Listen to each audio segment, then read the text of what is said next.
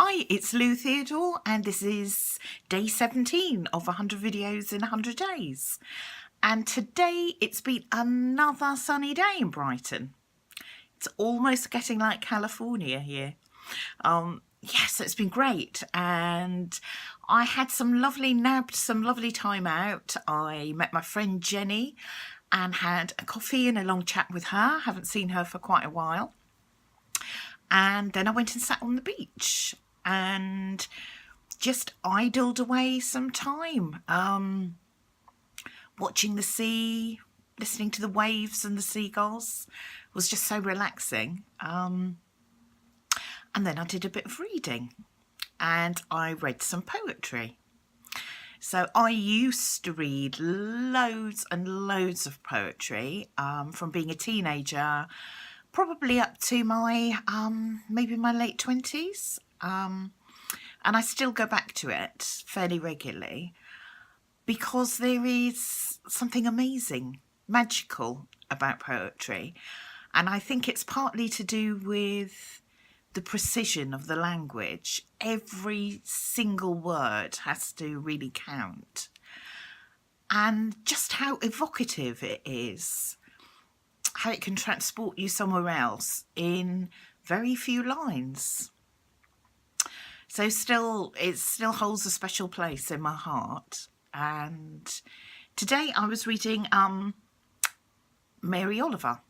So I discovered Mary Oliver, I suppose, some time ago now. She's just died. She's an American poet, and she quite often talks through natural images, but talks and kind of confronts life head on in a very, very poignant way.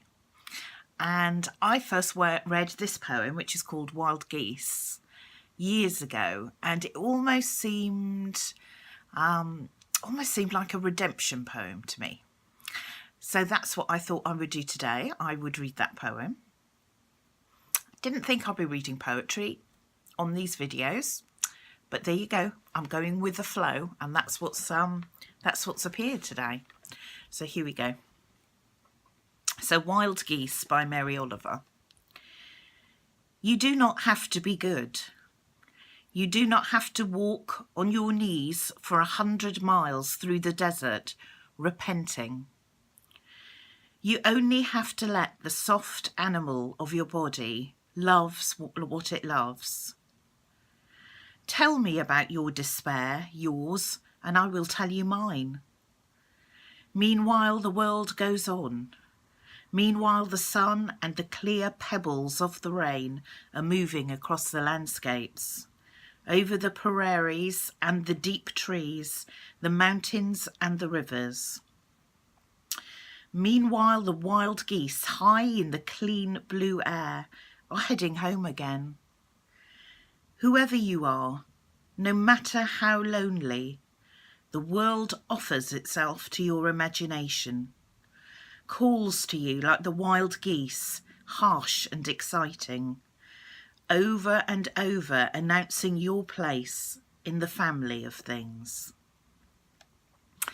So I love that poem, and when I first read it, I remember that I was really struck with the lines at the beginning of the poem. You do not have to be good.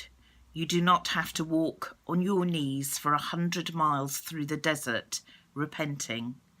You only have to let the soft animal of your body love what it loves. And that really resonated with me, because how often do we kind of berate ourselves and feel that, you know, maybe we're not good enough. And here's Mary Oliver saying, all you have to do is let the soft animal of your body love what it loves. And that was just, oh gosh, it's like a comfort blanket made out of words. As I've gone back to the poem more recently, I love all of it. Don't get me wrong, I love it all. But I think the bit that sort of resonates with me now is whoever you are, no matter how lonely, the world offers itself to your imagination. Because how beautiful and how true is that? You know, we walk out our doors, we go to work, we go to the shops, we meet friends, we rush around like lunatics, and all the time the world is there. The big sky, the clouds, the sunshine, the weather, the trees, the birds that fly across the sky, the plants, the odd flowers that you get growing in strange places on the pavement. It's all there in front of us, all beautiful and astounding if we just care to look. And I'm as guilty of this as anyone. Sometimes kind of can be in my head, autopilot, and I can walk somewhere and I can realise that I haven't seen anything. I haven't taken anything in as I've kind of gone from A to B. Just two in my head. So I do try now, on my walk home from the bus stop, I walk alongside of a park. So I do really, really try to always kind of consciously wake up and look. And today was quite exciting. So with these tiny little daffodils, and it was slightly windy when I came home. So their sort of little yellow heads were just bobbing in the breeze. And there were other bulbs coming up, and some of the trees still had red berries on them. And the sky was changing from blue to a kind of more dark grey clouds. And it was all there, just like a great big movie that we're part of. But you've got to see it. You've got to pause and look to enjoy it, but it offers itself to you every second of every day. So that is my day 17. And I will see you tomorrow. I can't promise more poetry.